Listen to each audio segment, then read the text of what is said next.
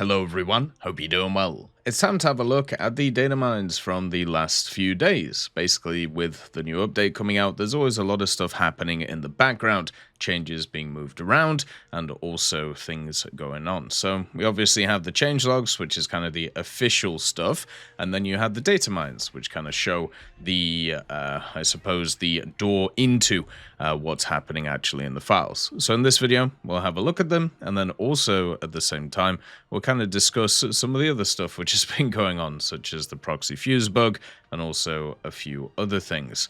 As always, if you enjoy the content, make sure to subscribe, and also like the video. Let's get started.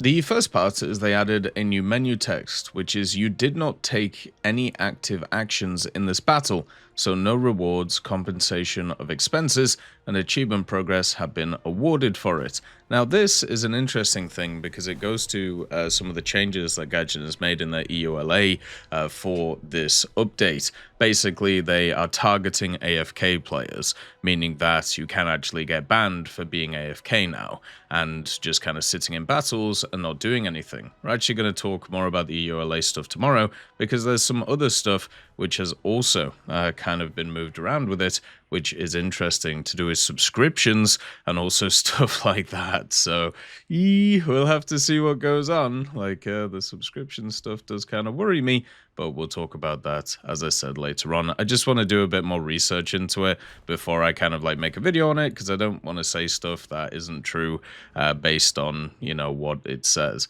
So the other stuff, the Tempest FB Mark II, they actually fixed the flaps. If you don't know, there's a lot of vehicles where they kind of gave them automatic flaps, so they'll move by themselves, so you don't have to do them. And that's something, because in real life they actually had those.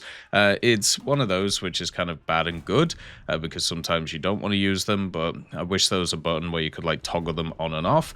And then when it comes to the rest of the Tempest, the flaps are now disabled above 315 kilometers an hour IAS. So basically that is fixed. Now, there was a problem with the CSSA5 and also camos just in general, but the CSSA5 had a digital camo which wasn't fully finished, and for some reason it was just 1000 GE instead of the 200, which it usually is. But they fixed that now, so it's now 200 GE, and it's also proper there. It's as if they just kind of forgot it was there. They also forgot another thing. The Leopard 1A2 folder image was the M14 or the M13. Now it's back to what it should be, which is the Leopard. Looked really weird, though, for a while. They also added in all of kind of the Twitch drop stuff, which is coming out over the next 2 weekends on the esports side of things, so you can get yourself a bunch of free things, including some pre-premium, which will be quite nice too. Also, when it came to a lot of the guided bombs and also guided missiles to ground ordnance, they added a new guidance line, which is a 10-meter position error. Not entirely sure what that means, whether it's just a dispersion thing where it can go within a specific kind of range, or what's going to go on with it, but I'm sure we'll find out. American Valley had a really funny bug where basically what they ended up doing is they swapped the air spawns by accident, so basically the enemy team would actually spawn behind your spawn. This is comical for a few reasons. First of all, because it's completely ridiculous, but the other thing is the fact that helicopter spawns on that map literally used to be like that, and they were like that for years, and they were just never changed, which was just really funny. But luckily, now they've actually fixed it. There was also a huge change. So with the graphite sandwich and also the Kevlar sandwich, which is the new armor types which are on the Comanche, they actually fixed the way that they are spelled. So previously, they were SANDWITCH. So literally like a sand witch, you know, like an actual like sorceress. But now it's just sandwich, you know, the bread and meat and cheese, so makes a little bit more sense now. And then also they changed just a bunch of like little vehicle text changes, just correcting certain names here and there, just moving around little things, such as instead of self-propelled being just 2 words, now they're actually conjoined. So it just makes it a little bit better. You know, it's proper English instead of fakey English, which is something that we see quite a lot. One of the crazy things is with the AAQ-33, so this is the sniper targeting pod, they've actually nerfed it, or at least they did in the files. So it was 18.42 times to 210 times, right? Now it's 20.46 times to 73.66. So they've actually made it a lot worse than it was previously. And they also added the infamous cycling thermal resolution bug to it. So basically, it can bug out and it will go through different resolutions of thermals instead of just sticking on the one that it was supposed to.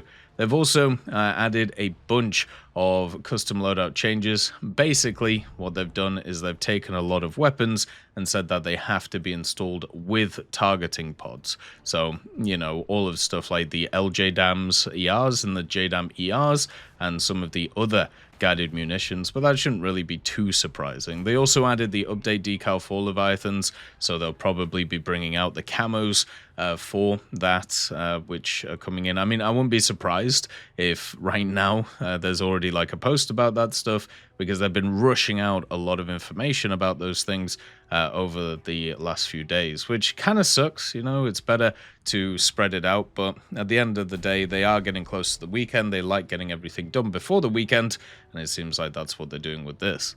There was also something really interesting when it came to the update. What they ended up doing is adding a bunch of camos to the update, which weren't supposed to be there. And they actually talked about it in one of the updates in the changelog, and it says, many of you may have noticed that you were able to purchase some new camouflages, with their names being in an unusual format with fire paths instead of the regular in-game names. These were, or are, test camouflages, and or camouflages that were used for videos, etc., and were not intended to be purchasable. We'll be removing these camouflages from the server and refund the Golden Eagles used to purchase them over the coming days. Sorry about the confusion caused here. Yeah, that is pretty confusing.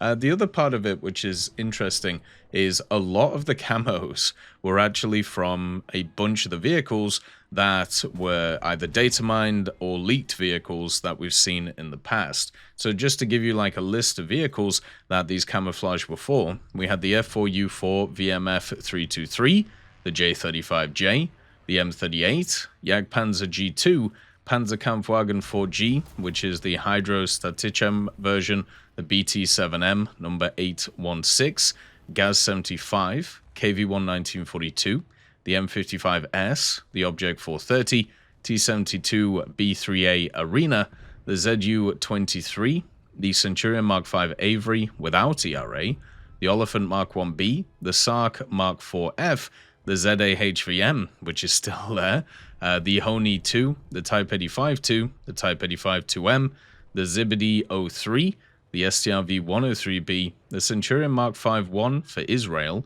the Magak 7A, PT-76B for Israel, the Shot, Turan 5, Turan 5SH, the Tirpitz, the Sagiri, and also the Sparviero P420 40mm version, and the VTB-12. So all of these vehicles are kind of ready to go in their own way, and as we've talked about in the past, there is no reason why many of them couldn't just come to the game. But a lot of them they either kind of use in videos, or at the same time, it could easily be future content. Remember, all of these ones could easily fit in pretty much any update that Gaijin wants to do. None of them really have unique mechanics that we don't see in the game yet, so they're more like filler vehicles that would be great to see across the board. So hopefully we do see them. There's been so many vehicles leaked in War Thunder's history that haven't made it into the game. There's probably like 50, maybe 100 of them technically, if you add in all of the captured stuff that they removed way back in the day. But it's just kind of crazy how so many of them are just kind of sat there, not really doing anything. They also added a new event decal, which is British Armed Forces Day 2025, which I think personally is actually really cool. And so we'll probably see that as well. British Armed Forces Day is on the 28th of June, so it's basically tomorrow, and they'll probably do a little article about it, and you can get the decal. And it's a general simple one, you know, nothing too crazy with it. So that's the main stuff out of the data mines. As you can see, there's a bunch of different things which are moving around. What we'll also do is have a look at the changelogs in a later video. So look after yourselves. Peace be with you. I'll see you next time. I'd just like to thank GMG Smiley, CD Beans, Chieftain Mike, EMN3 Galaxy, Tulio Pontecorvo, Brendan Quinn, Carrion Crow, Gus Irenicus, Pyman, Wartinder, Teddy, Daniel Stanton, Martinez, B. Young, Ozzy Panzer, Alan Hacker, Liam Shear, Opium Prime, Lafouche, Sem, Aslan, Uncle Bean, and Derek R. for supporting the channel.